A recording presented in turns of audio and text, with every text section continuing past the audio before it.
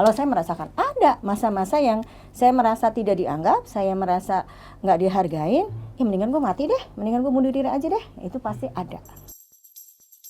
Hey kawan, apa kabar? Kembali lagi bersama Nira dan Moti. Kesepian kalian, obrolin aja.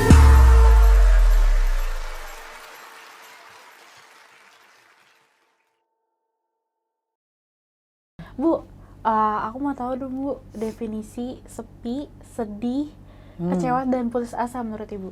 Nah itu dia tuh ya, ini tantangan nih. Sepi dulu deh, Bu. Sepi ya, ini kita bicaranya nggak pakai teori, karena ada teori sepi, ada teori loneliness gitu kan ya. Iya, Itu kan menurut saya ya. Ya, ketika misalnya kan sepi sama tadi apa? Sedih, Sedih, kecewa dan kecewa. putus asa. Banyak ya gitu ya. Kalau misalnya sepi itu, kalau saya tuh ngelihatnya gini, sepi kita merasa bahwa kita hanya diri kita sendiri yang ada gitu ya. Kita merasa bahwa orang lain tuh nggak tahu, nggak memahami kita. Walaupun misalnya sekitar kita banyak orang. Jadi kita merasa sedih, ngerasa nggak ada orang yang memperhatikan, nggak ada orang yang peduli sama kita gitu, nggak ada sesuatu yang, nggak ada siapa-siapa kecuali saya gitu ya. Itu biasanya sepi itu hampir relate dengan sendiri gitu loh kalau menurut saya ya. Jadi nggak ada yang peduli kecuali saya ada di situ gitu, sendirian, nggak ada yang peduli, bahkan diri saya juga nggak peduli sama diri saya gitu ya. Itu kalau menurut saya sepi. Terus tadi apa? Sedih ya, ada sedih itu apa ya, kalau yang saya merasakan sedih gini, kalau misalnya ada sesuatu yang tidak suatu keadaan yang membuat kita tidak bahagia, tidak berguna gitu ya, tidak memberikan manfaat gitu ya. Terus sama sih ada lagi yang misalnya sedih karena misalnya orang nggak peduli sama kita, kita nggak dianggap, nggak eksis dan segala macam. Itu ada sesuatu yang nggak dianggap gitu ya. Itu saya ngerasanya itu adalah satu kesedihan gitu ya. Nggak ada tuh kalau kita nggak dianggap kan rasanya nggak ada happiness ya. Nggak ada happiness lah, nggak ada sesuatu yang gampangnya orang bisa ketawa, orang bisa merasa senyum buat dirinya. Itu yang sedih, dan biasanya sedih itu kalau menurut saya akan related dengan air mata gitu ya. Ya kan ada desakan di dalam diri kita, dalam jiwa kita, dalam benak kita yang kemudian mendorong bahwa pikiran kita merasa tidak nyaman, merasa sakit. Ini psikosomatisnya kayak gitu kan, biasa kalau kita lagi sedih sakit tiba-tiba kita mengeluarkan air mata. Karena air mata juga ada yang bilang, oh yang bahagia, enggak, tapi ini yang bahagia yang nggak ada happinessnya gitu ya, nggak ada rasa puas, nggak ada rasa senang, itu ya itu sedih gitu. Kecewa, nah kecewa itu juga biasanya kecewa belum tentu sedih biasanya gitu kan. Kalau kecewa biasanya ada sesuatu yang apa yang kita ekspektasikan ternyata tidak tercapai. Nah itu kecewa. Itu bisa sedih, bisa enggak, tergantung kepada mental health-nya kita. Kalau misalnya ternyata tidak tercapai tapi mental health-nya kita bagus, oh iya mungkin ada sesuatu yang masih kurang gitu. Kita kecewa sih dengan hasil ini, tapi mungkin ada sesuatu yang kurang yang kenapa ekspektasi kita enggak tercapai gitu kan. Tapi kalau misalnya kecewa yang membuat sedih, itu biasanya adalah yang kalau saya ya pribadi pada saat itu mungkin mental health kita lagi nggak stabil juga gitu, karena setiap kekecewaan itu biasanya hubungannya dengan satu ekspektasi. Itu bisa, jadi kecewa bisa menimbulkan kesedihan, bisa juga enggak, tergantung dari mental health seseorang gitu. Kalau putus asa Ibu? Nah itu dia putus asa ya. Saya pernah putus asa nggak ya? Pastilah semua orang merasa pernah putus asa ya. Pada saat orang merasa udah nggak bisa ngapa-ngapain lagi nih, semua usaha sudah kita jalankan gitu kan ya. Semua ikhtiar sudah kita jalankan dan kita merasa bahwa kita sudah menjalankan yang terbaik gitu ya. Tapi kok nggak ada orang, atau misalnya nggak ada pertolongan itu nggak ada gitu kan, sehingga kita menjadi udah deh hopeless deh, udah deh apa deh terserah gitu ya. Tapi bukan pasrah dalam arti punya hope gitu ya.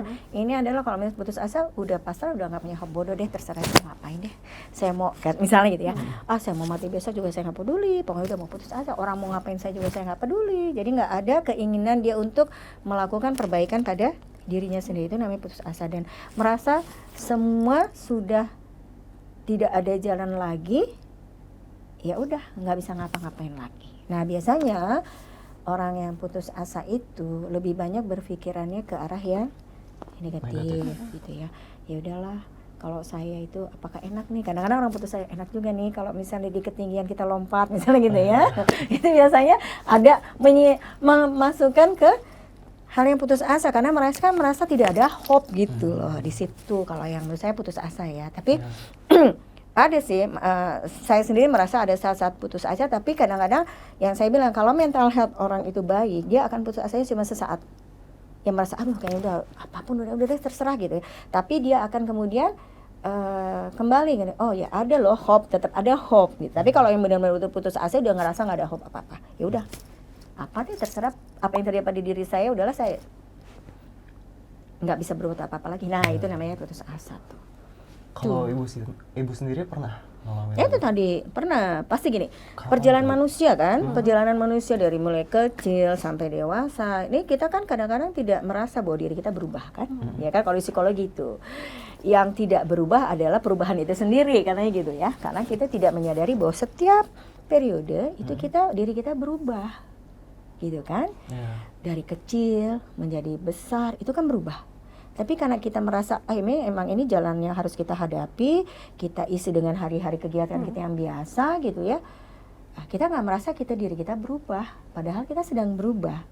Pada saat kita menghadapi perubahan itu, nah itu kadang-kadang ada hal-hal yang seperti itu tuh, putus asa. Nah, saya waktu itu merasa misalnya putus asanya menjelang saya anak-anak remaja misalnya gitu ya.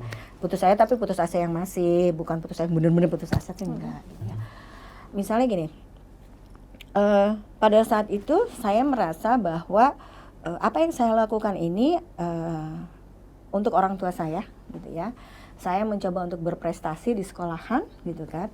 Saya mencoba untuk menjadi yang terbaik gitu ya di sekolahan. Dan itu semata-mata untuk membanggakan orang tua gitu ya. Tapi kadang-kadang orang tua kita itu bukan mereka tidak punya kemampuan untuk mengapresiasi. Mungkin orang tua kita pada saat itu memang dibesarkan juga dengan dalam lingkungan pengasuhan yang sangat tradisional pada saat itu kan, yang semuanya terlihat tuntutan, bukan apresiasi kan. Karena kan baru belakang-belakang ini nih diajarin bahwa orang tua harus mengapresiasi anak gitu kan. Kan dulu kan lebih banyak orang tua itu menuntut anak, harus ini, harus itu, harus itu. Jadi saya merasa apa yang saya lakukan yang terbaik buat saya pada saat itu, dianggap orang tua itu sesuatu yang belum cukup gitu. Misalnya gini, aku juara 1 gitu kan misalnya gitu. Terus dia bilang, baru juara 1, belum juara umum. Nah, mungkin orang tua pada saat itu menganggap itu motivasi supaya anaknya bisa menjadi juara umum gitu kan. Tapi kan buat saya sendiri waktu itu, kok aku nggak dihargain, aku udah jadi juara kelas, usahanya luar biasa loh, udah ngorbanin main, belajar melulu kan gitu ya. Seneng-seneng juga enggak, karena harus belajar terus supaya tetap jadi juara kelas misalnya gitu. Kok nggak dihargain ya sama orang tua misalnya gitu. Jadi ada masa-masa, apalagi waktu perubahan mau jadi remaja, ya menjelang ke dewasa itu kan kita di dalam diri kita itu ada pikiran atau ada pendapat buat diri kita sendiri, kita tuh benar gitu, orang tua tuh salah kadang-kadang gitu kan. Tapi kan orang tua nggak mau disalahin gitu kan. Saya tuh benar, tapi selalu apa yang kita bilang benar itu orang tua bilang nggak benar kamu ya. Kok orang bisa, teman-teman lain kok bisa sih sebebas itu main sampai malam misalnya gitu ya. Saya nggak bisa loh. Saya selalu bilang gini, kamu perempuan maghrib harus ada di rumah. Kalau misalnya lewat dari maghrib dikunciin tuh rumah gitu misalnya. Itu zamannya saya modelnya masih begitu, masih keras gitu kan. Nggak bisa dikunciin, nggak boleh gini. Nah, terus ada masa-masa yang saya bilang, ada keinginan saya gitu ya, yang waktu itu menurut saya itu baik, bagus gitu, tapi orang tua saya pada saat itu tidak menerima dan tidak merasa puas dengan apa yang saya capai gitu kan. Kemudian juga yang membuat saya ngerasa putus asanya tuh misalnya kok orang tua nggak ngerti-ngerti saya ya, kondisi saya ini kayak begini, terus nggak mau dengerin dan dianggapnya apa yang saya hadapi itu sesuatu yang ringan lah buat orang tua gitu kan. Karena mungkin orang tua sudah melalui masa itu gitu, masa pada saat saya merasa saya nggak ditolong sama orang tua gitu ya. Nah itu pada saat merasa kok nggak puas-puas ya dengan apa yang saya inikan gitu, salah aja gitu, jadinya salah lagi gitu. Padahal saya ngerasanya saya nggak salah, tapi kok orang tua bilang kamu kurang, kamu salah, kok salah terus ya. Jadi punya pikiran, oh udah begini salah, begitu salah, ya udahlah gitu. Nah itu kan jadi kayak putus asa kan gitu. Nah itu saya sampai kadang-kadang suka nangis sendiri gitu ya. Sebetulnya kalau saya sekarang saya berpikir gitu ya, kayaknya nggak harus nangis-nangis juga deh gitu, lebay juga deh saya waktu itu gitu. Mentang-mentang orang tua saya menurut saya tidak mau memahami diri saya gitu ya, kok kayaknya saya pada saat itu lebay. Tapi memang pada saat itu kondisinya seperti itu, merasa bahwa orang tua nggak nolong gitu. Yang paling saya merasa putus asa itu pada saat remaja tadi itu kan orang udah pacaran ya. Nah, orang-orang pacaran, teman-teman udah oh saya dilarang. Nggak boleh pacaran. Kok boleh ini, nggak boleh itu. Ya masih SMP, mana boleh, orang tua nggak boleh ya. Tetapi kan perkembangan diri kita sebagai manusia, ketika kita sudah pubertas, itu kan ada rasa rasa lain ya, rasa senang sama lawan jenis, senang sama seseorang. Terus apalagi teman-teman di sekolahan kita yang udah misalnya kayak pacaran-pacaran gitu ya. Nah itu pada saat itu pun saya yang wah, orang tua saya sangat keras. Mungkin maksudnya pada saat itu baik ya. Dan saya menyadari saat ini juga orang tua itu saya itu baik. Kalau orang tua saya nggak menjaga seperti itu, jadinya apa nih nanti saya gitu ya, terhadap diri saya sendiri gitu ya. Tapi pada saat itu kan saya ngerasanya kok nggak adil ya orang tua, kok nggak adil ya gitu. Kok orang-orang lain, anak orang lain kok bisa, kok mereka boleh pacaran, kok mereka boleh pulang malam, kok mereka boleh nonton malam, sementara kok saya dilarang, dibatasin gini gitu kan, nggak fair. Padahal saya udah jadi anak yang berprestasi di sekolah, kok nggak diberikan hak yang sama gitu. Nah itu ngerasanya saya sebagai remaja perempuan yang kecil yang pengen juga senang sama orang gitu ya, disenengin sama orang, tuh akhirnya pada saat itu saya merasa agak harga diri saya tuh, saya menghargai diri saya tuh kayak agak rendah gitu ya gitu. Oh kali emang orang nggak suka sama saya nggak berharga gitu, nggak berharga di depan orang tua saya, nggak berharga juga sama teman-teman yang lain. Kok orang lain nggak ada yang suka sama saya, misalnya gitu kan. Ada pikiran-pikiran saya seperti itu. Padahal pada saat itu tuh diri saya sendiri yang merasa bahwa saya nggak disukai sama orang. Itu tadi, karena mungkin ada yang terinternalisasi di saya itu tadi, orang tua saya kamu nggak boleh, masih kecil, nggak boleh pacaran, nggak boleh senang-senang sama laki-laki, nggak boleh gini-gini begitu ya. Sehingga tanpa sadar itu menginternalisasi ke perilaku saya, dan setiap ada misalnya waktu itu ada laki-laki yang saya suka, malah saya nggak deketin, malah saya jauhin gitu kan. Itu kan karena saya antara batas nilai-nilai itu kan. Nah sementara teman saya yang katakanlah yang saya sukain itu, dia ngerasa oh dia nggak suka sama gue, nah gitu kan ya. Jadi kebalik gitu ya. Itu karena karena pada saat itu kan saya ngerasa udah putus asa, nggak ada yang suka sama aku, ya udah akhirnya agak pernah ada satu hal saya akhirnya menutup diri, saya nggak mau main, nggak mau ketemu teman, nggak mau ketemu orang-orang, itu karena ya saya ngerasa gitu, oh kayaknya gue nggak berharga deh, nggak ada yang suka sama aku gitu. Padahal yang bikin konsep diri itu diri saya sendiri. Orang nggak suka sama saya sendiri. Orang tua saya tidak menghargai diri saya sendiri gitu. Kenapa? Itu karena yang saya tangkap dari persepsi orang tua di lingkungan kita. Orang tua merasa oh cuma segini aja, padahal itu motivasi. Tapi kan saya pada saat itu melihatnya bukan motivasi, malah merendahkan semangat saya misalnya pada saat itu. Tapi kan sama-sama orang tua juga nggak sadar bahwa itu adalah keliru gitu ya, karena memang dibesarkannya dalam lingkungan yang seperti itu, dan saya sendiri juga nggak sadar bahwa itu adalah motivasi yang memang mungkin nilainya seperti sementara yang saya inginkan nilainya adalah pada saat itu, oh ya alhamdulillah kamu udah jadi juara kelas, besok-besok jadi juara umum dong, kamu pasti bisa kan gitu. Tapi kan enggak, ekspektasi saya begitu, tapi yang keluar dari kata-kata orang tua, oh kok cuma jadi juara kelas, kan kamu bisa jadi juara umum, jadi kok nggak dihargain. Nah padahal nggak itu. Maksudnya. Sama yang diharapkan orang tua juga sama, kamu bisa kok jadi juara umum, cuman yang keluar komunikasinya keliru, jadi persepsi yang diterima oleh saya pada saya sebagai anak juga keliru. Si komunikasi Ada, pokoknya pada saat itu saya sih alhamdulillahnya tidak sampai misalnya ngerasa bahwa putus asa banget, enggak, tapi adalah. Saya nggak tahu kalau misalnya kalian berdua merasakan, tapi saya pernah ada rasa yang, aduh kayaknya gue enakan kalau nggak ada di dunia ini. Nah ada, tapi ketika saya sekarang ini berpikir kayaknya lebay deh dulu saya bilang begitu, ya kan, gitu aja pengen bunuh diri misalnya gitu ya. Tapi ada, kalau saya merasakan ada masa-masa yang saya merasa tidak dianggap, saya merasa nggak dihargain, ya mendingan gue mati deh, mendingan gue bunuh diri aja deh. Itu pasti ada di dalam kehidupan saya gitu, terutama kehidupan saya ada masa-masa itu. Tapi untungnya nggak sampai bunuh diri gitu, ya nyesel juga. Cuman itu tadi ternyata pada saat sekarang ini lebay saya bunuh diri. Artinya mungkin kalau sekarang ini banyak anak-anak yang kita banyak ya belakangan ini mendengar ada saudara-saudara kita, adik-adik kita, anak-anak kita yang kemudian bunuh diri gitu ya. Nah pada saat itu mungkin kondisi mental health-nya memang benar-benar lagi nggak bagus, kemudian nggak ada yang menolongnya gitu ya, nggak ada yang menariknya, dan ada di lingkungan yang tidak beruntung.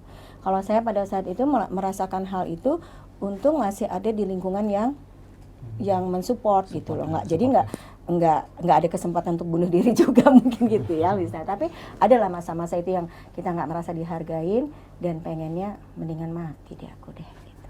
Buat apa aku susah gitu di dunia ini, mendingan mati. Ada saat-saat itu. Ya itu tadi merasa sendiri nggak dihargain dan segala macam tuh ada. Tapi buat diri saya bukan terjadi pada saat saya sendiri, enggak. Ya kan ada orang misalnya kayak anak saya nih, anak saya yang laki kan di Amerika sendiri, nggak ada saudara, nggak ada siapapun, kan dia sendiri. Saya tidak dalam kondisi itu, tapi saya merasa sendiri karena itu tadi, kok nggak ada orang yang mau tahu aku gitu.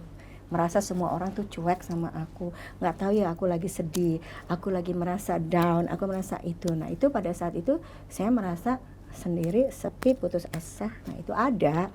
Tapi untungnya nggak terlalu tragic gitu, nggak terlalu tragis banget, karena setelah itu saya masih bisa ketemu ternyata ada teman-teman sekolah yang baik, yang selalu menghibur saya ada di situ, dan juga ada keluarga yang lain atau orang lingkungan keluarga saya juga kayaknya pada saat itu juga kondusif. Nih cuman mungkin saya sendiri yang merasakan seperti itu. Nah itu yang harus juga kemudian saya harus sadari bahwa saya sebagai orang tua belum tentu apa yang kita rasakan ini sama yang dirasakan oleh anak-anak kita.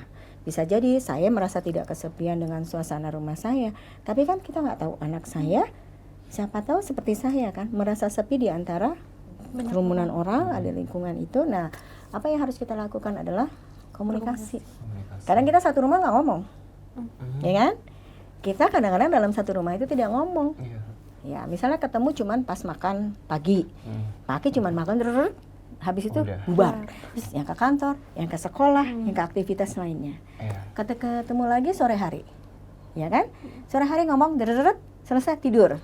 Nggak ada yang dikomunikasikan. Kamu kenapa hari ini? Apa yang terjadi? Jarang dari kita yang ngobrol mengenai hal itu. Ngobrol yang begitu aja, kita kadang nggak punya waktu. Apalagi yang hati ke hati, Mam aku mau ngomong deh. Kadang-kadang Anda misalnya orang tua, aku capek nanti aja gitu.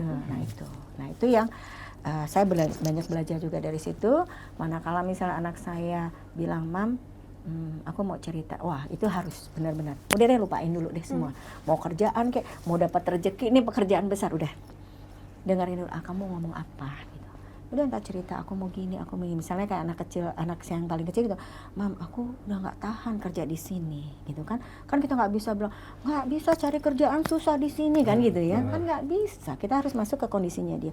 Oke, kita dengerin gitu, karena saya akan merasakan kalau saya ada di sepatunya dia, perasaan saya kayak apa ya kalau misalnya dia bilang, Mam aku mau keluar, terus kita denger, ngapain kamu keluar, malah diomel-omelin, wah saya ngerasanya apa. Jadi biasanya saya dengerin dulu sampai dia puas, baru saya bilang oke mama boleh komen nggak? Kalau boleh baru saya komen. Kalau enggak mama dengerin aja, udah dengerin gitu.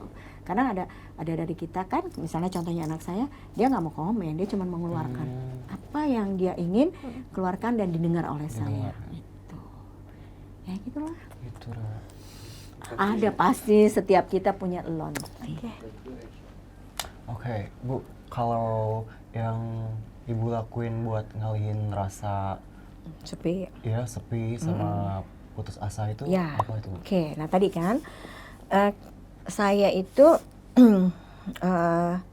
alhamdulillah memang itu tadi mungkin diberikan mental health atau kekuatan mental yang cukup kuat ya gitu ya. Jadi sehingga nggak terjebak atau terkungkung di kondisi yang lebih buruk gitu ya. Nah, ketika saya merasa sepi, merasa sedih, itu saya punya jurnal. Makanya kemudian anak saya yang nomor 2 juga ngikutin kan pakai jurnal. Jadi semua kesedihan saya tulis. Ya. Saya tulis gitu semuanya apapun gitu. Tapi kalau kemudian saya kan masih suka saya simpan beberapa gitu yang dulu-dulu itu gitu ya, yang selamat bisa diselamatkan. Kita baca lagi ya itu lagi lebay ya waktu itu gitu. Sekarang tapi ya kan pada saat itu kan sedihnya minta ampun gitu ya. Ya sama misalnya orang tuaku nggak boleh aku pacaran gini dimasukin semuanya. Jadi saya pelampiasan saya ke jurnal. Saya tulis gitu, walaupun sekarang saya ngakak-ngakak sendiri ya itu tadi lucu banget sih gitu ya gitu, tapi itu menjadi bahan buat saya, oh anak saya juga akan seperti itu gitu, akan melakukan hal yang sama gitu kan. Saya tulisnya di situ. Satu itu, yang kedua saya kan suka olahraga. Saya dulu kayak anak laki ya, senangannya olahraga basket lah, basket, atletik, lari gitu ya. Renang, tapi renang nggak begitu, tapi ya maksudnya bisa. Tapi yang lebih sering saya lakukan kalau misalnya saya lagi kesel, suntuk apa segala macam adalah yang paling gampang adalah lari dari kenyataan. Nggak sih lari beneran lari ya, lari. Jadi memang saya ke situ lebih. Kalau misalnya sedih, putus asa, satu jurnal dulu. Kalau jurnal juga masih nggak bisa, baru saya lari beneran, lari gitu ya. Lari, dan larinya itu tidak harus pada saat oh saya jam segini lari, enggak. Kadang-kadang karena kita dalam kondisi yang dalam kondisi tekanan itu kadang-kadang saya merasa saya sendiri ada satu keberanian lain gitu loh. Loh saya tuh larinya tuh sebelum subuh, bayangkan. Anak SMP perempuan lari sebelum subuh. Gelap zaman itu. Listrik masih sedikit. Tapi punya keberanian itu tadi karena mungkin ada sesuatu yang mendorong ya gitu ya, mendorong ada sedikit putus asa, oh bodoh deh mau ngapain juga terserah gitu kan, sehingga ada keberanian untuk. Kalau sekarang saya bayangin gila ya, dulu jam 4 pagi lari pagi sendiri dari rumah yang lingkungannya gelap ke jalan raya gitu kan, yang juga masih gelap gitu kan, nggak takut diculik, nggak takut diapa-apain, ya kan? Nggak takut diperkosa atau diapain, nggak takut. Nah itu lari kalau lagi sedih gitu kan. Ya, tapi kalau lagi nggak sedih gitu, nggak mau takut, gitu kan? Sadar gitu ya. Jadi kalau lagi seperti itu kan, kalau lagi sedih kita suka nggak sadar kan? Nggak tahu bahaya bahaya di depan kita diapain, nggak tahu. Pokoknya berani aja gitu. Jadi itu jurnal, lari. Nah kalau misalnya jurnal tuh biasanya kalau udah nangisnya udah sampai kering, nah baru selesai. Kan sambil nulis sambil nangis tuh ya. Kalau saya biasanya gitu. Nah itu selesai udah puas, kemudian lari. Kalau jurnal juga nggak bisa, saya lari. Kalau jurnal dan lari saya nggak bisa, baru saya cerita sama orang yang saya percaya. Dan orang yang saya percaya itu jauh, nenek saya. Oh, di mana nenek? Saya kan di Jakarta, nenek saya di Garut. Lumayan. Nah, jadi kalau pas nenek saya ke Jakarta baru saya curhat gitu, Nek aku gini-gini. Nanti nenek saya yang menasehati, ini loh gini gitu. Dan kebetulan apa yang disampaikan nenek buat saya pas mengena. Jadi ya dengar lah gitu. Itu biasa, anak nggak mau dengerin orang tua tuh biasa, tapi ke kakek, ke nenek biasanya anak lebih dengerin, atau anak dengerin gurunya, tapi ke orang tua belum. Jadi nanti kalian kalau misalnya punya anak nggak mau dengerin, ya emang wajar gitu. Jadi minta yang lain, minta kamu dengerin dong anak saya. Kalau saya biasanya gitu, tolong dong gali tuh misalnya ke sepupu saya atau misalnya ke ipar saya gitu, anakku lagi bermasalah gitu ya, tolong kamu gali. Jadi mungkin dia lebih dekat, lebih bisa curhat sama tantenya daripada sama ibunya gitu. Biasa itu. Masih lama tapi kita ya. Iya, ntar dulu deh. Belum Masih siap. iya, justru itu. Jadi siapin dari sekarang Iya, kan. betul. Gitu. Tapi kalau seumuran kita ini udah bisa belajar parenting atau belum? Iya dong, namanya parenting itu seharusnya diajarkannya sebelum menjadi parent. Ya bisa tuh, Ra. Jadi Enggak dulu ya. gimana ya? Dulu tante sama teman-teman itu pernah ngikut yang namanya kayak parenting course itu ya. Dan pas kita masuk di Malaysia waktu itu, ternyata bukan orang tua aja yang menjadi peserta course-nya. Di Malaysia anak SMP udah masuk namanya parenting course. Kenapa saya tanya sama temen di Malaysia, kok boleh anak SMP ikutan di parenting? Justru itu kita mempersiapkan mereka menjadi orang tua sebelum mereka menjadi orang tua. Jadi anak-anak SMP waktu itu SMP kelas 2, SMP kelas 3 itu udah masuk. Jadi tante barengan sama anak-anak SMP gitu. Dan kritis-kritis nanyanya karena kan memang mereka pengen tahu gitu ya. Sehingga pada saat itu mereka sudah dapat informasi apa yang harus dilakukan ketika kamu menjadi dewasa muda, laki-laki dewasa muda, perempuan dewasa muda, kemudian pada masa pacaran gitu. Kalau misalnya memang mengenal pacaran, pada saat kamu mulai nanti memutuskan untuk menjadi pasangan suami istri, kemudian juga memutuskan menjadi orang tua punya anak, itu ternyata di Malaysia itu ya masih SMP itu sudah dibekali. Sehingga mereka ketika memang masuk ke rumah tangga itu mereka udah punya bekal gitu. Dan pendekatannya itu bukan hanya psikologi. Kalau yang course yang waktu itu saya ikutin, pendekatannya psikologi, kemudian pendekatannya agama juga. Jadi anak-anak memang dibekali menjadi orang tua itu sejak mereka belum menjadi orang tua. Sehingga memilih pasangan, memilih pacar, memilih apa, mereka udah punya bekal. Pacar apa sih yang cocok buat aku gitu. Terus pasangan apa sih yang memang cocok buat saya gitu. Sehingga nanti udah kuat baru mereka bisa memutuskan untuk menikah. Tuh Mot. di sini belum ada, Tuh. makanya Ikutan tuh course parenting. belum ada tuh nih. Ada. Sun. Bikin. Iya juga. Iya, bikin. Justru inisiatifnya dari anak-anak muda gitu yang bisa yang pengen gitu ya nanti menjadi orang tua yang menyenangkan buat anak, menjadi anak juga happy gitu ya dari muda lah gitu. Boleh. Menarik banget. Menarik. Apa ayo kita belajar dulu. Iya, Belajar dulu. banyak Iya. belajar. Kita yang belajar baru kita buka. Iya dong. Keren. Bu, kan tadi udah nih yang putus asa dan kesepian. Ada nggak sih Bu hal yang paling bahagia yang Ibu sampai sekarang Ibu ingat? Banyak. Saha, yang Ibu ingat aja deh. Ya? Banyak. Apa ya? Banyak ya. Yang paling bahagia itu sebetulnya pada saat saya karena semua saya mencoba untuk menjadi orang yang selalu bahagia gitu kan ya, positif. Sehingga itu karena tadi nasihat-nasihat dari nenek saya tuh kan. Jadi yang paling membahagiakan itu pada saat saya melahirkan anak saya yang pertama. Menjadi ibu gitu kan. Wah, alhamdulillah ya senang banget jadi perempuan yang sempurna kan. Pada saat itu merasa bahagia banget karena udah menikah, punya suami yang baik, sekarang punya anak. Buat perempuan tuh sesuatu yang sangat bahagia gitu ya buat saya itu. Kenapa? Karena belum tentu kita menikah punya anak gitu kan.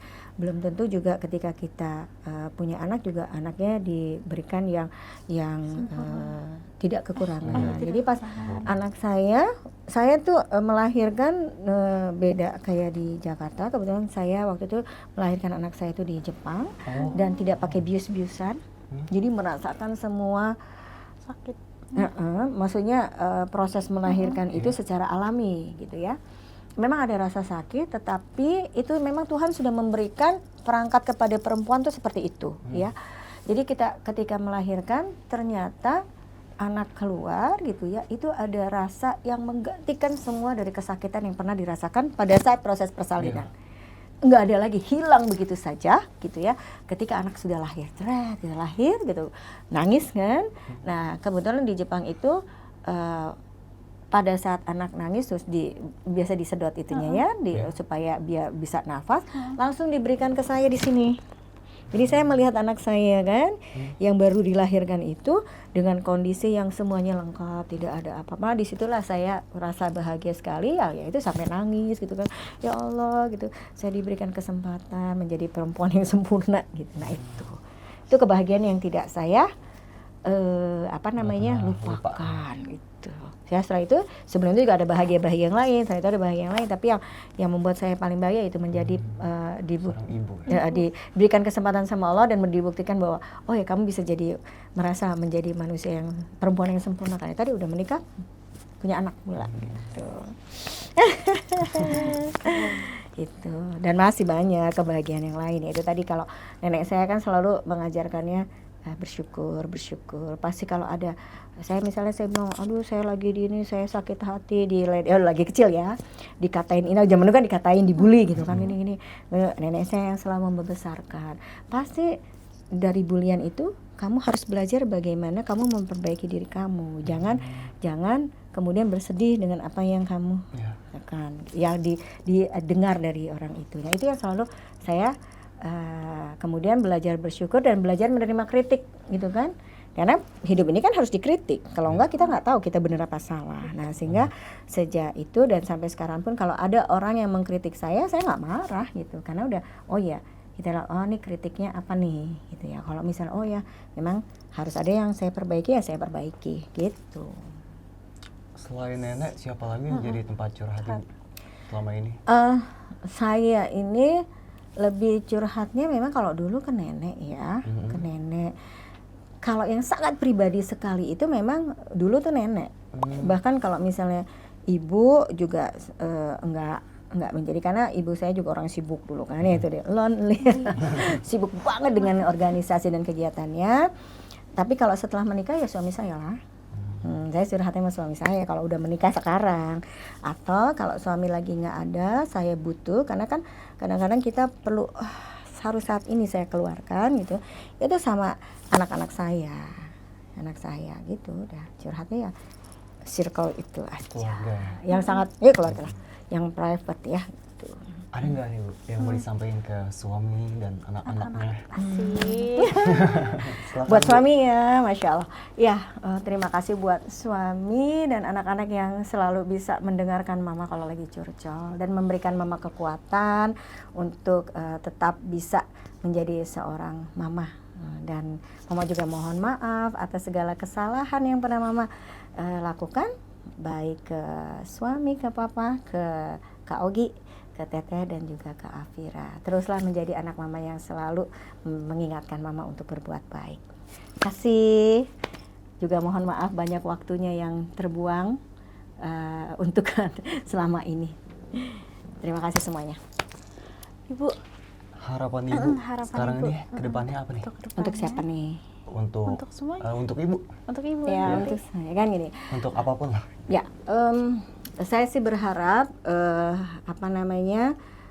buat terutama buat anak-anak saya juga gitu ya, jadilah pribadi yang memang menjadi dirinya sendiri dan menjadi kuat, nggak gampang putus asa, yang sudah selama ini juga kalian lakukan dan juga semua mungkin anak-anak muda lakukan. Dan jangan gampang putus asa, karena pasti banyak jalan dan banyak harapan yang bisa dilakukan.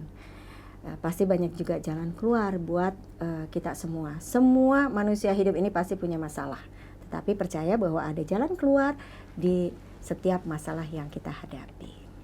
Ada yang mau dipromosiin nggak Bu? Ada yang mau dipromosiin nggak? Apa ya? Mungkin sekolahnya atau program begitu. Ibu. Oke, baik.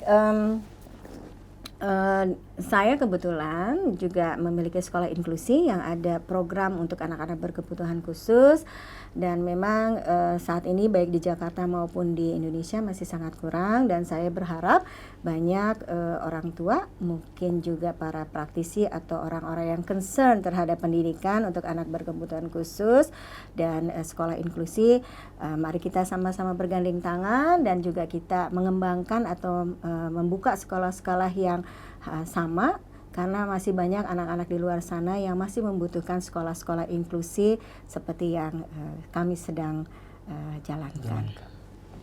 Supaya generasi ini siapapun anak itu punya hak yang sama, dan juga anak-anak yang berkebutuhan ini juga memiliki kesempatan yang sama dengan anak-anak yang lainnya. Karena mereka adalah anak-anak bangsa kita, penerus dari bangsa kita juga. Terima kasih. Amin, semoga Amin. tercapai itu ya. Tapi selain itu, apalagi Bu, ada nggak yang mau Bu capai gitu sekarang ini? Saya kan sekarang udah jadi seorang nenek, ya, Oh dengan ya, tiga cucu, ya, dengan 3 cucu. Jadi kalau saya sih memang masih punya tugas tentunya. Manusia itu pasti masih punya tugas sampai dia tidak ada lagi di dunia kan gitu ya, sebagai orang tua, sebagai nenek gitu ya, dan saya sih berharap bahwa saya masih bisa memberikan sumbangsi pemikiran dan segala macam buat tentunya lebih khusus kepada anak-anak saya, keluarga saya, anak-anak saya, cucu-cucu saya gitu ya.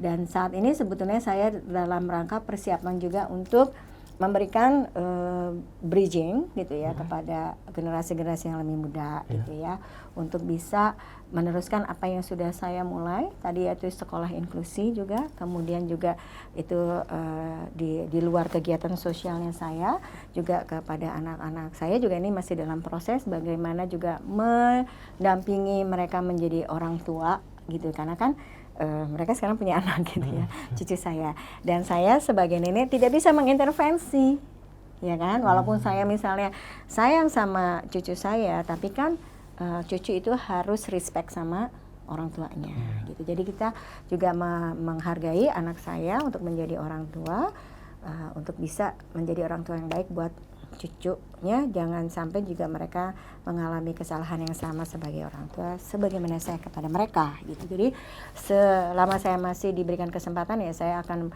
mendampingi anak-anak saya tumbuh menjadi orang tua, cucu saya tumbuh menjadi manusia yang baik dari waktu ke waktu, seperti itu gitu.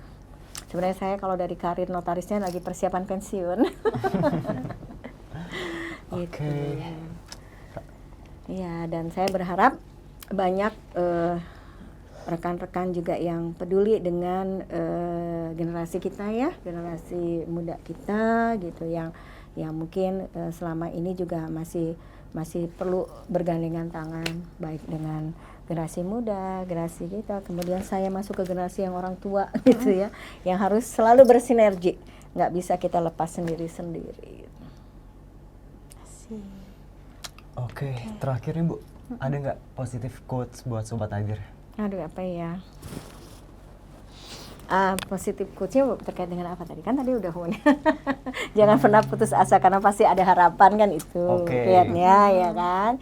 Kemudian kalau misalnya menjadi orang tua, mendengarlah sebelum berbicara gitu. Lebih banyak mendengar daripada berbicara. Oke deh. Kita udah selesai nih Bu. Makasih banget Udah ngeluangin waktunya Makasih. untuk ngobrol-ngobrol bareng kita berdua. Oh iya, kita ada sesuatu nih, asik. Kita ada sesuatu. Apa tuh? Wah. Tadi buka. Buka dong. Oke. Atau mau Ibu yang buka? Oh, Ibu aja deh buka. Boleh. Ya, surprise. Surprise. Wah, seneng banget. Wah, dapat koleksi lagi nih. Saya senang koleksi kayak gini, ya. Sampai di ruang kerja saya, di ruang belajar saya penuh dengan cangkir-cangkir. Terima kasih Nadir Podcast sudah mengundang, sudah berbagi pengalaman di sini. Ibu, kita Sama-sama, foto Bu. dulu ya. Oh iya, Oke. kita foto dulu.